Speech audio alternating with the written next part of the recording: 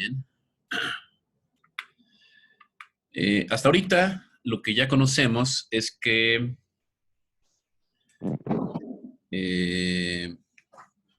tenemos fórmulas para los momentos de inercia.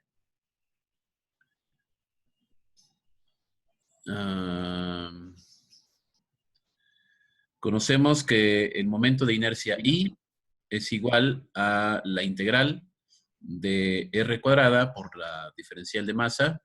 Y a partir de esta definición, habíamos determinado varias fórmulas. El momento de inercia para el eje X como la integral de las coordenadas y cuadrada más z cuadrada por la diferencial de masa. Lo mismo para el momento de inercia de Y. La integral de x cuadrada más z cuadrada por diferencial de masa. Y finalmente para el momento de inercia de z, como la integral de x cuadrada más y cuadrada por la diferencial de masa. Y para los productos de inercia, el xy, tenemos la integral de x por y por la diferencial de masa. Para el producto de inercia xz, tenemos la integral de x por z, diferencial de masa. Y para el producto de inercia yz, teníamos la integral yz por diferencial de masa, donde a los primeros tres los conocemos como momentos de inercia y a los segundos tres los productos de inercia. Después de esto vimos que también era muy sencillo contar con los datos para no resolver las integrales. Podríamos consultar los datos de tablas de los momentos de inercia y como a veces no tenemos los sistemas colocados en los lugares adecuados, podemos utilizar lo que llamamos en su momento el teorema de ejes paralelos. Entonces, en ese teorema de ejes paralelos, determinamos que el momento de inercia del eje que estoy buscando es igual al momento de inercia también de ese eje que estoy buscando, pero que pasa por el centro de gravedad o centro de masa. Y para distinguirlo le ponemos una marca en la parte de arriba y le sumamos la distancia al cuadrado que separaba a los dos ejes de donde estoy obteniendo esos dos momentos de inercia por la masa. Entonces ya aplicado a los ejes X, Y y Z, teníamos que para el eje X lo tenemos que reescribir como el X del centro de gravedad, perdón, y la distancia tendría que ser la distancia Y cuadrada más Z cuadrada, que sería la distancia al cuadrado, formando un triángulo rectángulo, por la masa. Aterrizándolo para el eje Y, tenemos el momento de inercia que pasa por el centro de masa, GY, y aquí la distancia que separaría estos dos ejes tendría que ser la suma de x cuadrada más z cuadrada por la masa. Y finalmente, aterrizándolo para el eje Z, sería el momento de inercia que pasa en G, pero Z, más, y la distancia sería la suma de x cuadrada más y cuadrada. Todo por la masa. Entonces, eso sería la misma fórmula, esta de aquí, pero aplicado para los distintos ejes. Y también conocíamos, análogamente, el teorema de planos paralelos.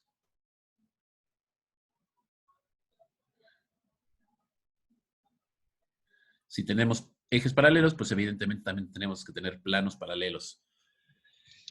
Para el producto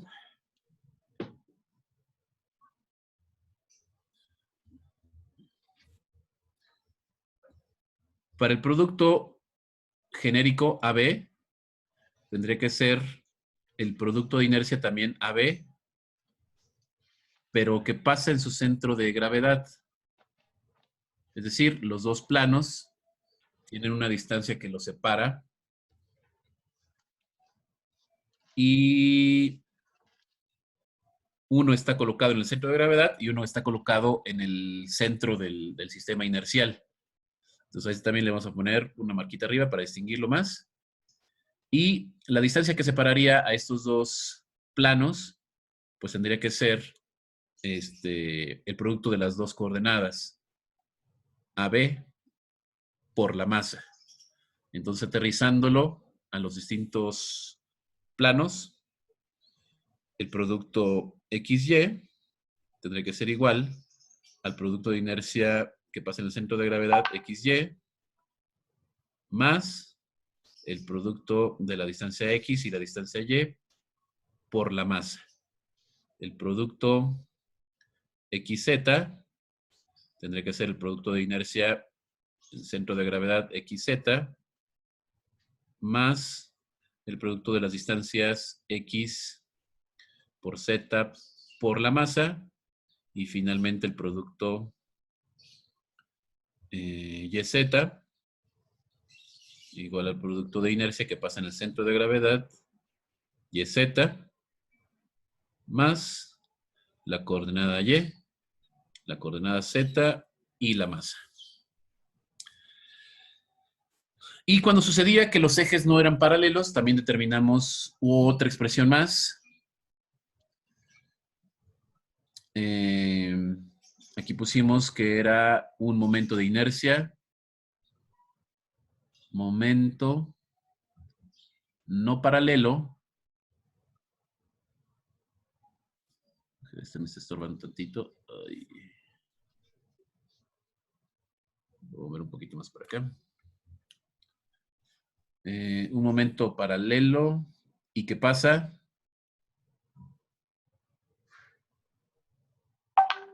Por el origen O del sistema de referencia. Entonces parece el momento de inercia respecto de ese eje, vamos a llamarlo ahorita eje A, era igual al momento de inercia respecto del eje X por el vector unitario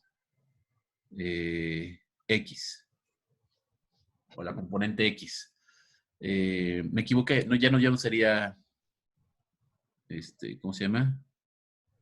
Vector unitario sería la componente del vector unitario nada más, al cuadrado, más el momento de inercia que pasa por Y, por la componente del vector unitario en Y al cuadrado, más el momento de inercia Z por la componente Z del vector unitario al cuadrado, menos, bueno, aquí voy a poner más, menos el producto de inercia XY por el producto, perdón, por la componente X y la componente Y del vector unitario. Omití algo. Debe ser menos 2 veces, porque ya estamos hablando de los productos de inercia. Aquí también, menos 2 veces el producto de inercia sería ahora XZ por la componente X y la componente Z del vector unitario, más menos 2 veces el producto de inercia que falta, el YZ por UY y UZ. Entonces, todo esto es la fórmula para momento de inercia no paralelo. Entonces, todos esos modelos matemáticos o todas esas fórmulas eran solamente para momentos de inercia. Déjeme guardar mi pantalla para ponérselos en...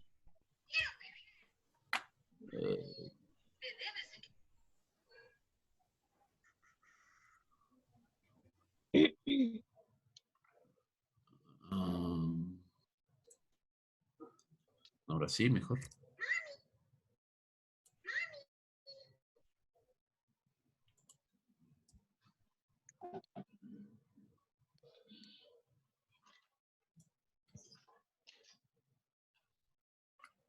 Y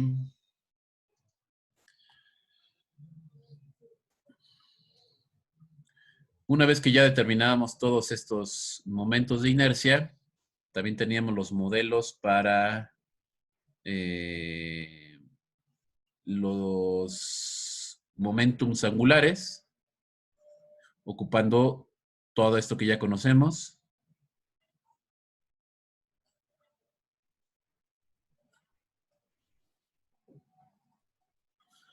Creo que ya puedo borrar todo, de hecho. Ahí está.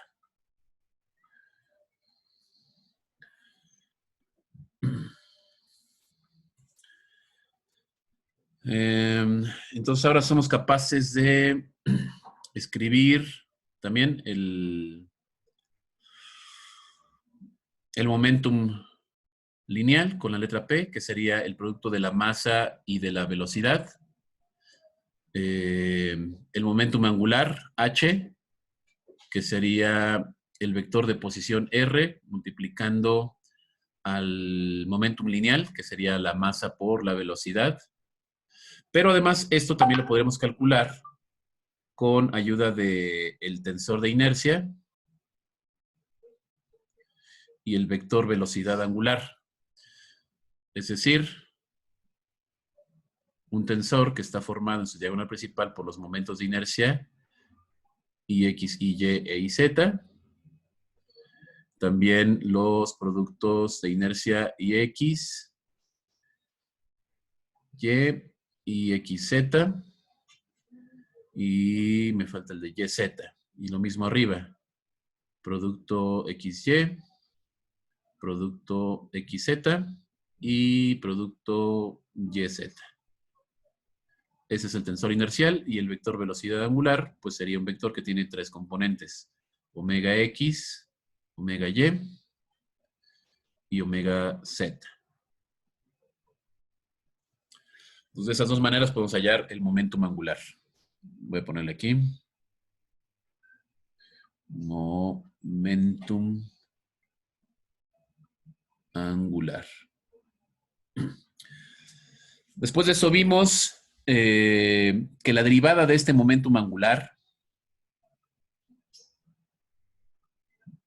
la derivada de él, se podría igualar a la resultante de los momentos. Esto a partir de un razonamiento que hicimos de la segunda ley. Y dijimos que esta nueva forma de escribir a la segunda ley también describía a un fenómeno dinámico que le llamamos efecto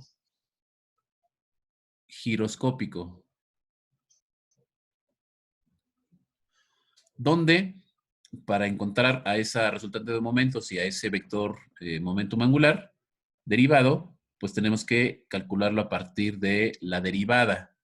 Es decir, pensando que existe una derivada del vector respecto a un sistema XYZ que representaría el cambio de magnitud y un vector resultante del producto cruz entre una velocidad angular y el mismo momentum, que representaría el cambio de dirección de este vector h. Donde para efectos prácticos, el cambio de magnitud representaría el cambio de magnitud del tensor inercial y o el cambio de magnitud del vector velocidad angular. Pero el primero no podría cambiar de magnitud porque se trata de un cuerpo rígido, entonces la inercia no puede cambiar a menos que cambie de posición. Entonces, imposibilitamos el cambio de magnitud del tensor inercial, pero no así del vector velocidad angular. Entonces, eso tendría que ser el producto del tensor inercial por un vector alfa, que sería el cambio de magnitud de las velocidades angulares, más un vector velocidad angular. No, lo voy a poner como omega nada más, porque puede hacer que sea diferente. Un vector omega que hace cambiar de dirección al vector h. Y ya recordarán ustedes que la técnica esta de la cámara fotográfica es muy efectiva para eso. Y aquí tendré que multiplicar pues al producto del tensor inercial nuevamente pero multiplicando al vector velocidad angular de ese momentum. Entonces, eso sería como la forma práctica de determinar a la magnitud del momentum angular cambiando en el tiempo. Y esto a su vez pues tendría que ser la suma de los momentos para determinar el efecto giroscópico. Y eso va a explicar los movimientos de precesión, de nutación y de rotación de los sistemas que presenten justamente este efecto. Recuerden que para que un sistema mecánico presente este efecto, lo que tiene que suceder es que una masa gira alrededor de un eje y después este eje cambie también de dirección. Después de eso, lo que vimos fue también... ¿Dónde estás, lápiz? Después de eso vimos también unas formulitas para el trabajo. Que hice la aclaración en su momento que eso no pertenecía a nuestro temario, pero pues era importante verlo porque a veces los ocupamos. Y también vimos la energía cinética, que la energía cinética en forma rotacional, en forma tridimensional, perdón, la tenemos que escribir como un medio de la masa por la velocidad del centro de gravedad al cuadrado. Ese es el vector velocidad lineal. Por lo tanto, esa es la energía cinética debido a movimiento lineal, más un medio, y aquí abrimos llaves, multiplicamos el vector velocidad angular por el momentum angular medido en el centro de gravedad. Entonces, como tiene su índice G, pues esto obligaba a que H estuviera en el centro de gravedad. Por lo tanto, el tensor inercial también debe de ser en el centro de gravedad. Y con esto hallamos pues toda la energía cinética también en 3D de un cuerpo rígido que se traslada y que rota al mismo tiempo.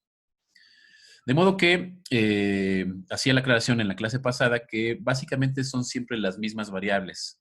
Velocidades angulares, momentos de inercia, etcétera, aceleraciones angulares, cosa que ya hemos visto durante todas las clases anteriores cómo se obtienen cada una de ellas. Entonces ya lo único que tenemos que hacer a partir de este momento pues es aplicar el modelo correcto en, en el problema correcto. Y para eso es que le subí una serie de ejercicios que podremos ir desarrollando durante estos días. Déjame volver a compartir mi pantalla. ¿Y dónde estás?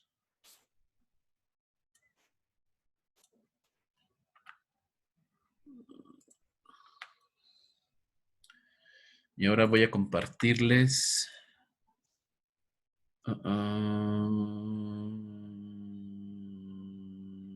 Aquí.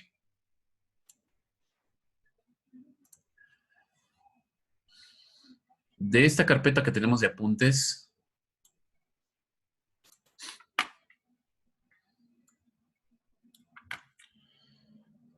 en nuestra carpeta de Dropbox ya tenemos la carpeta apuntes. Dentro de esta carpeta apuntes, subí ya hace unos momentos los archivos para momentum angular que vimos todavía en las aulas. Lo de cinemática espacial ya estaba también. Está lo de momentos de inercia. Y ya puse el resumen. Y también te puse el apunte de trabajo. Y afuera, en la carpeta de tareas, ¿no había colocado ya una serie?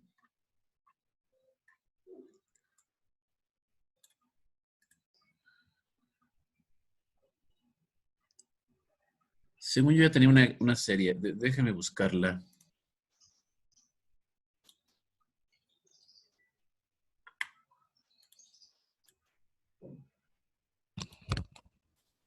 Ejercicios. Planilla de ejercicios. No, serie 2.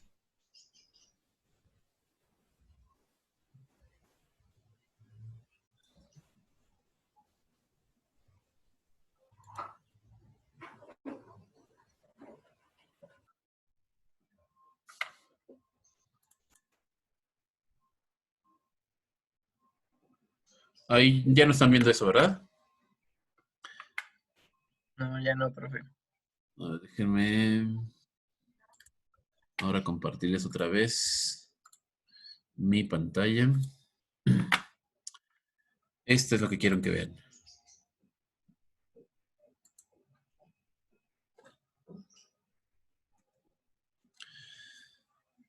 Lo que están viendo, creo que sí, ya lo he explicado la vez pasada. Como que tengo un déjà vu. Es una serie que hice de varios ejercicios de diferentes libros que podemos resolver. Sí, ya lo había hecho, porque ya este ejercicio ya lo había resuelto con ustedes aquí, ¿no? Sí. Sí. Sí, profe. Porque no estaba.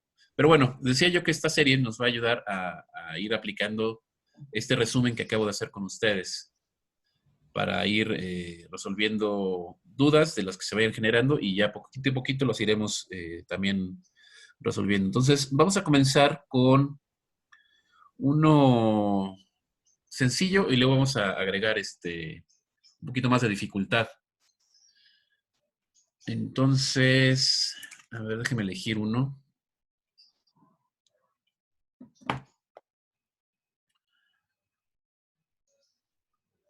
Ese es muy parecido al de la placa que resolvimos la vez pasada.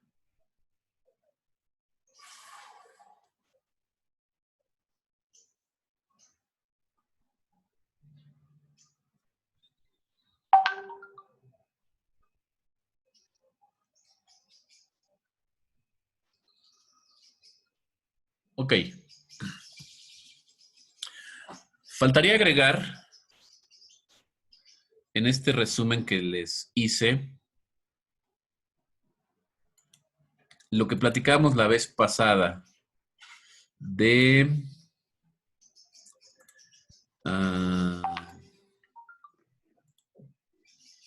de los modelos de trabajo y de energía. Me faltaría agregar eso.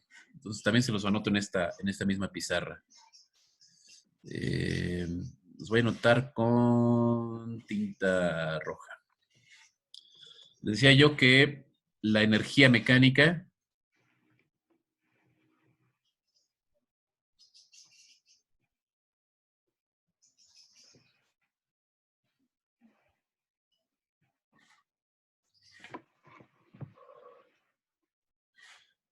era igual a la suma de la energía cinética más la energía potencial.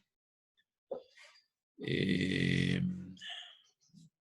la energía potencial pues tiene que ver con la posición respecto de un nivel de energía de potencial nulo, es decir, una altura. Y la energía cinética, pues es la fórmula que está en tinta azul un poquito más arriba. El modelo de trabajo y energía, entonces, exige que la energía mecánica en un estado inicial, lo voy a poner como 1, más la resultante del trabajo debido a las fuerzas no conservativas del estado inicial al estado final, lo voy a poner como de 1 a 2, era igual a la energía mecánica en el estado final y lo pongo como 2. Entonces, eso explica cómo la energía se convierte en trabajo y viceversa. Y también explica la energía que se pierde por fuerzas no conservativas, como la fricción, explicamos la vez pasada. De modo que es un gran modelo, pues porque nos ayuda a entender cómo tenemos un sistema al inicio y qué es lo que pasa al final cuando han ocurrido ciertos movimientos o ciertas fuerzas actuando sobre nuestro sistema, ciertas torques, ciertos elementos que afectan a la movilidad de nuestro sistema mecánico.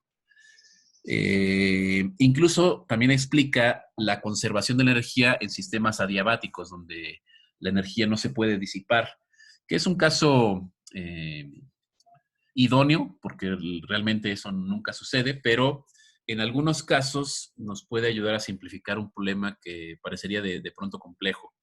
Entonces, hacer esta suposición de que no se desperdicia la energía, siempre y cuando obviamente que este desperdicio de energía sea mínimo comparado contra el trabajo que desarrollado por el sistema mecánico sea muy, muy, muy pequeño.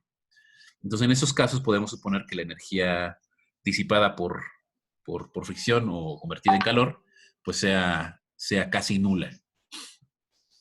Entonces, con eso es que voy a comenzar a explicar uno de los ejercicios. Entonces, este ejercicio que voy a elegir va a ser este último, que dice que el gimnasta de 75 kilogramos se suelta de la barra horizontal en una posición totalmente estirada A y gira a una velocidad angular de omega A igual a 3 radianes sobre segundo. Estime su velocidad angular cuando asuma la posición apretada B y considera el gimnasta en las posiciones A y B como una barra delgada uniforme y un disco uniforme respectivamente. Entonces, vean, son suposiciones. Esto me recuerda un chiste que nos platicaba un profesor, Orlando Peralta, no se llama Orlando. Sí, sí es Orlando, ¿verdad? Es Rolando, creo. Rolando, así es, Rolando Peralta, así es. Nos platicaba un chiste de un cuate que le quería ayudar a un granjero a estimar la leche que iba a producir una vaca, y entonces se puso a estudiar el proceso de extracción de leche y la tasa de extracción de la misma leche y la cantidad de leche que se podía hacer en un día, y vale. Estudió la transferencia de calor desde el ambiente hacia la vaca y, bueno, un chorro de cosas.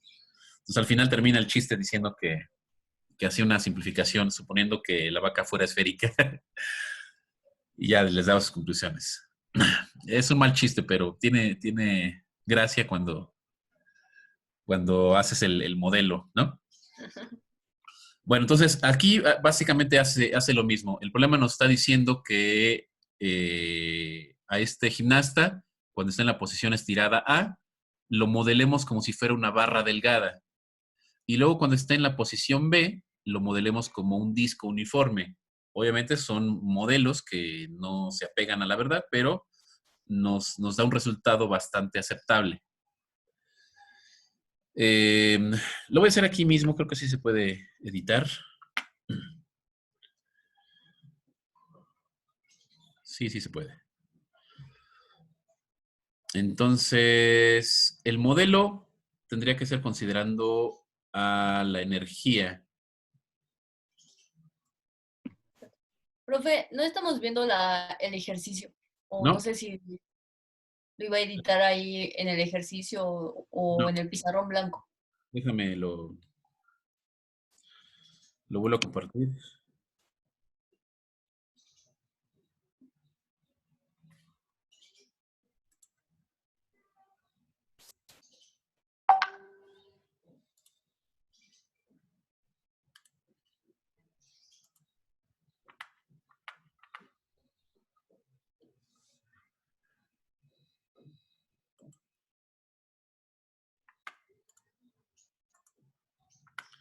¿Ahora sí lo ven? Creo que sí, ¿verdad? Sí, sí, ya se ve. Gracias, Monse. Bueno, tenemos entonces este problema y el modelo que tendremos que ocupar aquí, como nos pide su velocidad angular, voy a poner aquí las variables que nos está pidiendo el problema. Voy a poner variables. Primero, como datos, está la masa, está la velocidad angular en la posición A, y nos pide como resultado la velocidad angular en la posición B. Y también de datos, además de la masa y la velocidad angular, nos dice que consideremos a los modelos de la posición de este cuerpo como un disco uniforme. Entonces eso nos habla de el momento de inercia de un disco y también el momento de inercia de una barra delgada.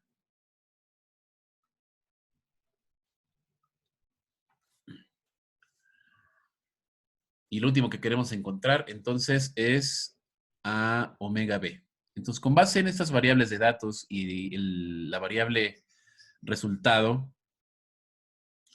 tenemos masa, velocidad angular y momentos de inercia.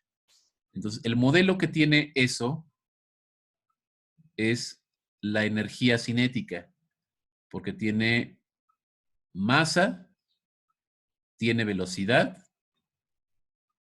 lineal, bueno, aquí no nos dan velocidad lineal, y tiene momentos de inercia, así como velocidad angular. Entonces vamos a poner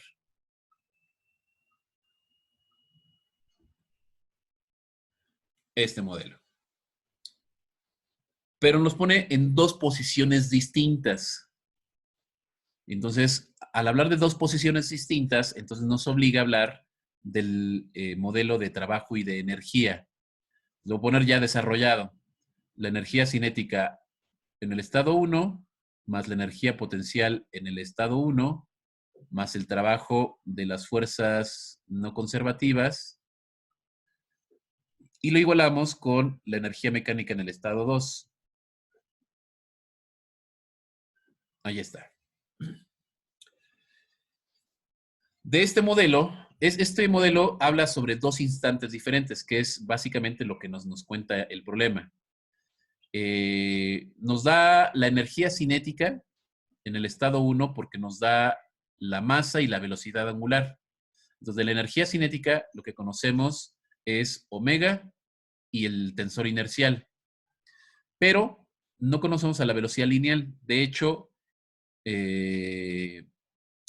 tendría que ser una variable que coloquemos a partir del centro de gravedad de ese modelo. Entonces, a su vez, también podemos determinar que la velocidad lineal es igual a la velocidad angular por el vector de posición, que es una ecuación cinemática que también ya conocemos. Entonces, esta velocidad lineal la vamos a obtener a partir de lo que nos está dando de dato de velocidad angular. Y como nos está dando las dimensiones del cuerpo de este gimnasta, pues podemos determinar también la velocidad, el vector de posición. Respecto de la energía potencial en el estado 1, no nos está dando ningún dato, no pone ninguna altura. Entonces, vamos a omitir la energía potencial tanto en el estado 1 como en el estado 2. Ya sé que en la imagen se ve la posición B un poquito más arriba que la posición A, pero como no tenemos dato de qué tanto se está elevando, entonces por eso es que lo voy a ignorar. Si tuviéramos ese dato del centro de gravedad en B y del centro de gravedad en A, la diferencia en altura, entonces sí podría tomar en cuenta a esta variable V. Y tampoco hay información acerca de cuánta energía se desperdicia por la fricción del cuerpo del gimnasta con el aire. De modo que otra variable que también tendré que ignorar, pues será el trabajo de las fuerzas no conservativas. Entonces vean que el problema se simplificó mucho bajo estas suposiciones y simplemente quedaría que la energía cinética en el estado 1 es igual a la energía cinética en el estado 2. Ya esto le llamamos conservación de la energía. Profesor, Dime. y siempre que no nos den esos datos, entonces podemos eliminar así. Así es. Ah, ok. Porque es lo que tenemos, es lo que hay. Entonces, tenemos que simplificar lo más que podamos. Ok. Ok, nos quedan 3 minutos para terminar la sesión. Si se llegara a cortar en explicación, les vuelvo a mandar la segunda liga para que se conecten nuevamente, ¿de acuerdo? Sí. Bueno, entonces, para energía cinética, tenemos ya el modelo de energía y sabemos que hay que modelar al cuerpo del gimnasta como una barra delgada. Entonces, para una barra delgada, voy a poner aquí abajo, en esa posición,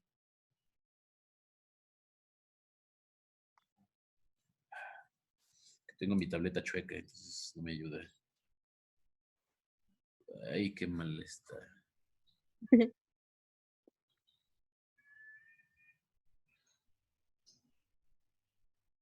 Creo que esa está mejor.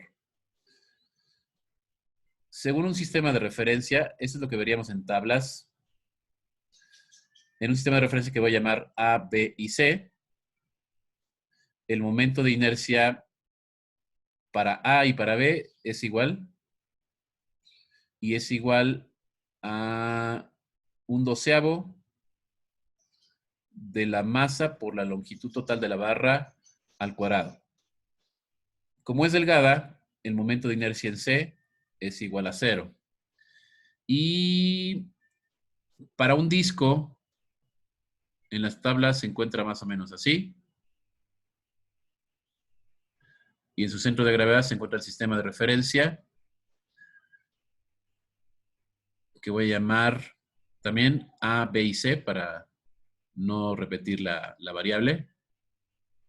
El momento de inercia para A y para B vuelve a ser también el mismo.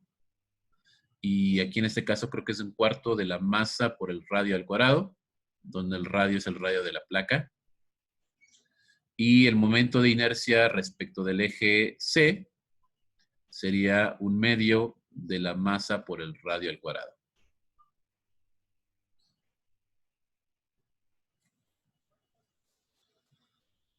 Entonces, voy a aprovechar aquí que ya se me está llenando mi pizarrón para capturar la pantalla. Voy a cortar la comunicación y les vuelvo a mandar la liga. Denme un minuto, por favor. Sí, gracias.